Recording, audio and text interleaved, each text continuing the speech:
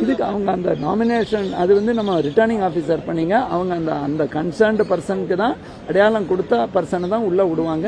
வேற யாருக்குமே ஈவன் நாங்களே திருப்பி இங்கே வந்தாலும் பல அடுக்கு பர்மிஷனுக்கு அப்புறம் தான் வரும். இப்போ ஏன் நம்ம சீல் பண்ணதுக்கு அப்புறம் நம்ம பத்திரிகையாளர் யாருமே தனிநபரோ இல்லையா அரசு அதிகாரிகளோ முறையான இதை பண்ணி உள்ள போகக்கூடாதுங்க. அதான் இது அதை கண்காணிக்க 188 கேமராக்கள் இந்த 6 இதுக்கு பண்றோம். இதுல ஸ்ட்ராங் ரூம் இருக்கு, 6 ஸ்டோர் ரூம் இருக்கு. ஸ்டோர் ரூம்னா அது மற்ற செகண்ட் லெவல் ஐட்டம்ஸ் பூராமே ஸ்டோர் ரூம்ல வச்சிருக்கோம். இந்த மாதிரி அதே அளவுக்கான ஏற்பாடு குவீன் மேரிஸ்லயும் இருக்கு, அண்ணா யூனிவர்சிட்டிலயும் இருக்கு. மே மாசம் 6ஆம் தேதி பிளஸ் 2 ரிசல்ட் வருது, அதுக்கப்புறம் காலேஜ் ஓபன் ஆகும், அவங்க அட்மிஷன்லாம் இங்க வந்துருவாங்க. அப்ப எப்படி இல்ல இந்த பகுதி வந்து ஜூன் 4ஆம் தேதி வரைக்கும் தேர்தல் ஆணையத்தின் விதிமுறையின்படி முழு தேர்தல் ஆணையம் கட்டுப்பாட்டு தான் இருக்கு. ஒவ்வொரு முறையும் நான் 2000 இங்க ஆணையாளர் இருந்திருக்கேங்க. லோயோலா கல்லூரியா இருக்கட்டும், குவீன் மேரி கல்லூரியா இருக்கட்டும், அதே மாதிரி நம்ம அண்ணா யூனிவர்சிட்டியா இருக்கட்டும், இந்த ஜனநாயக கடமைக்கு முழு ஒத்துழைப்பு கொடுக்கறாங்க. மாணவர்களும் முழு ஒத்துழைப்பு கொடுப்பாங்க. அதுக்கு இந்த இப்ப நீங்க பாத்திருக்கீங்க இல்லையா, இதை கம்ப்ளீட்டா கார்டன் ஆஃப் பண்ணிடுறாங்க. கார்டன் ஆஃப் டாவே இருக்கும். அதுல யாராலையும் உள்ள வர முடியாது. எங்களாலையுமே இந்த மாதிரி இன்னைக்கு இந்த பூட்டினதுக்கு அப்புறம் அப்படியெல்லாம் பர்மிஷன் இல்லாம உள்ள வர முடியாது. 3 நாடாளுமன்ற தொகுதியில் எந்த சட்டமன்ற தொகுதியில வாக்குப்பதிவு அதிகமா இருக்கு குறைவா இருக்கு?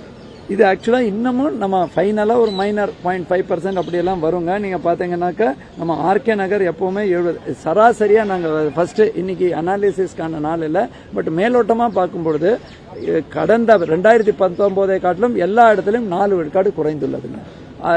வட சென்னையில் 64 இருந்தது 60 மாதிரி இருக்கு. தென் சென்னை மற்றும் மத்திய சென்னையில் 58 இருக்குது, 54 மாதிரி இருக்கு.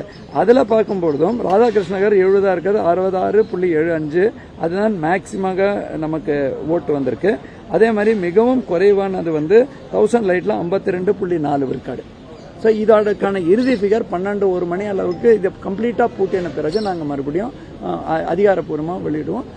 நம்மளோட என்கோர் ஆப்னு இருக்கும், அதுல நம்ம எலெக்ஷன் கமிஷனோட ஆப்லயும் இந்த ஃபிகர்ஸ் ரிஃப்ளெக்ட் ஆகுதுங்க.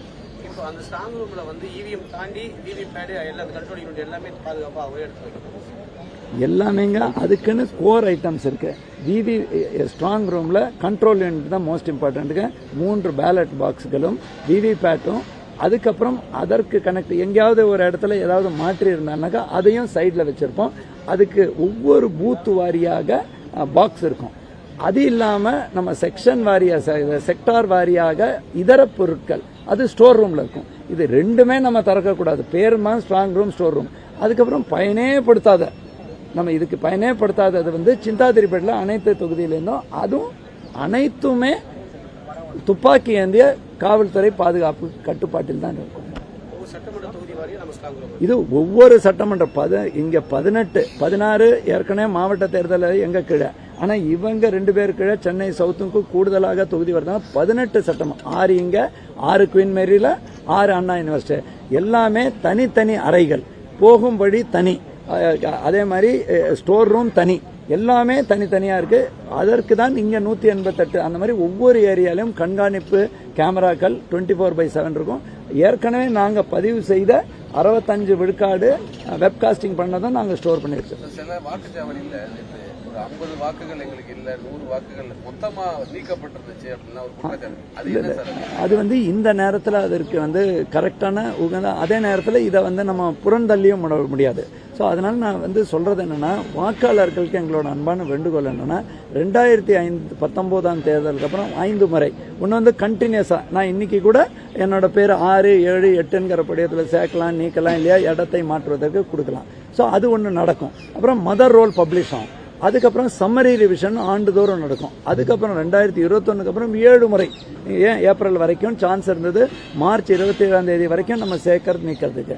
அது மட்டும் இல்லாமல் கடைசி 2 முறை செப்டம்பர்ல இருந்து பண்ணக்கூடியதுல பெரும்பாலும் நீக்கல் சேர்க்கல் கிடையாது. அதை ஃபர்ஸ்ட் சொல்லிடுறேன். இந்த நீக்கல் சேர்க்கல்கள் எல்லாமே அவங்க பழைய கார்டை வச்சு 2021 நான் போட்டிருக்கேன், இப்ப எனக்கு இல்லை அப்படிங்கிற போது ஷிஃப்டட், அதுக்கப்புறம் டெட் அப்படின்னு இருக்கும். ஆனா ஒரு சில நேர்வுகளில் நான் மறுக்கவோ உண்மையானவர்களும் சிலர் நீக்கப்பட்டாலும் சிக்னிபிகண்டா கிடையாது. அது என்ன காரணம்ங்கிறது அந்த டைம்ல இருக்க யார் அதிகாரி அவர் முறையாக பண்ணுவாரோ. ஆனால் தேர்தல் ஆணையத்தை பொறுத்த வரைக்கும் அனைத்து வழிகாட்டு நெறிமுறைகள் பொறுத்ததுக்கு அப்புறம் தான் சேர்க்கல் நீக்கல். கடைசியா என்ன பண்றோம்னா பூத் லெவல் ஏஜென்ட்டையும் இந்த செப்டம்பர்ல இருந்து டிசம்பர் மாதம் வரைக்கும் அவர்களுக்கும் கொடுத்தோம். பூத் லெவல் அதிகாரி நீங்க இதை எடுங்க, யாராவது விட்டு போயிருந்தா கடந்த காலத்தை விட்டு போயிருந்தா சேர்க்கறதுக்கு கொடுக்கலாம், நீக்கிறதுக்கு கொடுக்கலாம். அந்த நேரத்தில் எல்லாருமே அந்த இதை தவறிவிட்டார்கள்ங்கிறது தான் காரணம். இன்னொன்று, நம்ம மக்களும் என்னன்னா நமக்கு வாக்கு எபிக் கார்டு இருந்தால் எப்பவுமே இருக்கும்னு நினைக்கிறோம். நான் என்னோட எக்ஸாம்பிளே சொல்றேங்க. நான் முதல்ல டெய்லர்ஸ் ரோட்ல இருந்தேன், அதுக்கப்புறம் நாங்கள் வந்து கோயம்பேட்டில் இருந்தோம். ஒவ்வொரு தொகுதி மாறும்போது என்னோட அங்கே இதை வச்சு நான் அங்கே போய் நின்னா எனக்கு கிடைக்காது. அவங்க வந்து செக் பண்ணி வீட்டில் இவர் ஆள் இல்லை, வேற யாரோ இருக்காரு, அதனால அதை டிலீட், ராதாகிருஷ்ணன் பொன்னையா இருக்காருன்னு டிலீட் பண்ணிடுவாங்க.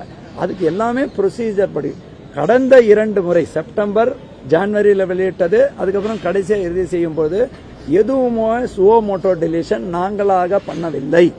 இது எல்லாமே அந்த டபுளா ஒருத்தருக்கு 2 பேரு, அதெல்லாம் 22 அப்புறம் 23ஆம் ஆண்டு முதல் 3 மாதத்தில் நடந்திருக்கலாம். அப்படி ஏதாவது திட்டமிட்டபடி இருக்குமானின் அந்த டைம்ல இருக்கிற அதிகாரிகள் ஷோகாஸ் நோட்டீஸ் கொடுத்து தேர்தல் ஆணையத்துக்கு கவனத்துக்கு கொண்டு வந்து இந்த மாதிரி வராம இருக்க நடவடிக்கை இருக்கும்.